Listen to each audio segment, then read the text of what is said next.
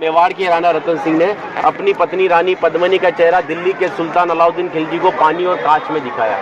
लेकिन हिंदुस्तान का साइंस कहता है कांच का आविष्कार 1535 में हुआ और रानी ने जौहर 1303 में किया।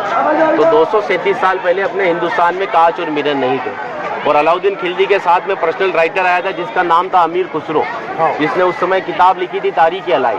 उसने लिखा था कि मेवाड़ की महिलाओं ने अपने सतीत्व धर्म के खातिर जौहर किया और राजपूत कभी भी कॉम्प्रोमाइज करना नहीं चाहते थे।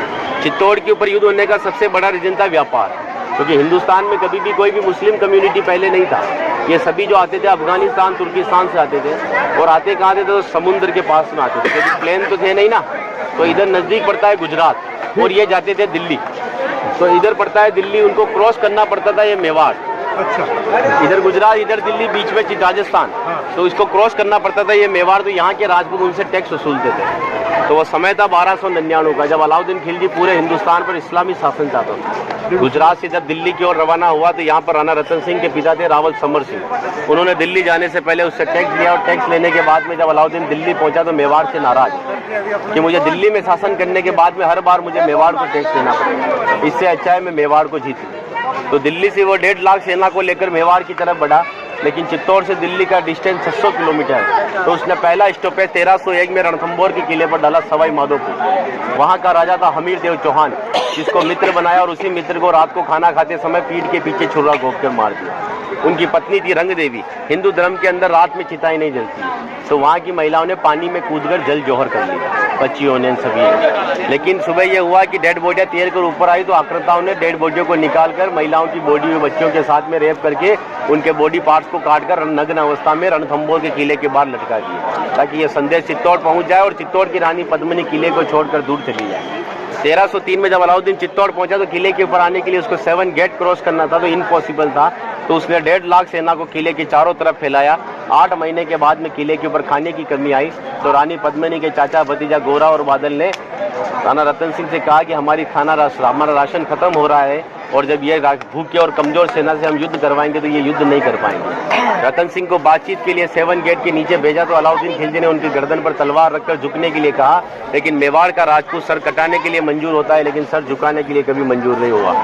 राणा रतन सिंह को धोखे से बंदी बनाया और रानी पद्मिनी को संदेश भेजा कि आप हमारे अधीनता स्वीकार करो, हम दिल्ली चलेंगे। रानी पद्मिनी कहती है जो नरसंहार तुमने 2 साल पहले रणथंभौर के किले में किया तो यहाँ की महिलाओं के साथ में भी वही होगा।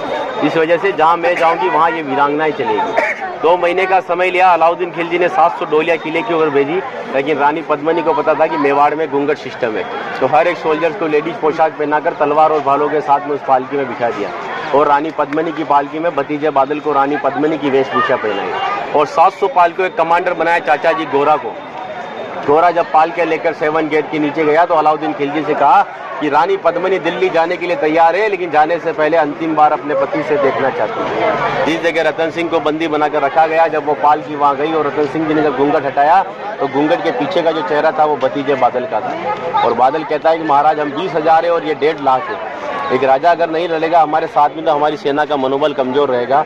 इसी वजह से राणा रतन सिंह को पालकी में बिठाकर किले के ऊपर भेजा। जब रतन सिंह जी किले के ऊपर आए तो किले के ऊपर आने के बाद में उनकी जय जयकार में हर हर महादेव और जय भवानी के नारों से किला गूंजने लगा। अकबर कहता है कि 8 महीने से तो किले से बच्चे की रोने की आवाज़ नहीं आई, लेकिन 700 पालकियाँ जब किले के नीचे आए तो किले से जय जयकार हुआ है, मतलब हमारे साथ में धोखा हुआ है। हर एक राजपूत कटने के पक्ष में था लेकिन झुकने के पक्ष में नहीं था। 20,000 राजपूत युद्ध में गया और अलाउद्दीन खिलजी की 1,25,000 सेना को मार दिया। बचे हुए दुश्मन जब किले के ऊपर आए तो महिलाओं ने अपने सतीत्व धर्म के खातिर हिंदुस्तान का सबसे पहला और बड़ा जौहर 16,000 महिलाओं के साथ में जिंदा आग में जलकर किया। यहाँ पर भी रानी पद्मिनी के महल में कांच लगाए गए थे। वो कांच लगाए थे पंडित जवाहरलाल नेहरू ने, क्योंकि एक पद्मावत पिक्चर के एक राइटर मलिक मोहम्मद जायसी की किताब को प्रमोट करने के लिए जवाहरलाल नेहरू जी ने उस किताब को आगे बढ़वा दिया। ये रानी को आईने में दिखाया, लेकिन हिंदुस्तान के इतिहास में कभी मेवाड़ गुलाम ही नहीं बना तो आईने में किसको दिखाया। और एक राजपूत अगर अपनी पत्नी का चेहरा हजारों को दिखाता फिर तो वो राजपूत कहलाने का हकदार भी नहीं। इसीलिए 2 घंटे अपन इस किले के ऊपर घूमे तो एक लाशों के ऊपर चल रहे होते, सब जगह लाश है। इसीलिए उन महिलाओं के सम्मान के लिए कहावत कहता हूँ कि गिरा जहाँ पर खून वहाँ पत्थर पत्थर जिंदा है और जिस्म नहीं है मगर नाम का अक्षर अक्षर जिंदा है। और जीवन की यह अमर कहानी अक्षर अक्षर गढ़ लेना और शौर्य कभी सो जाए तो महाराणा प्रताप और शिवाजी को पढ़ लेना।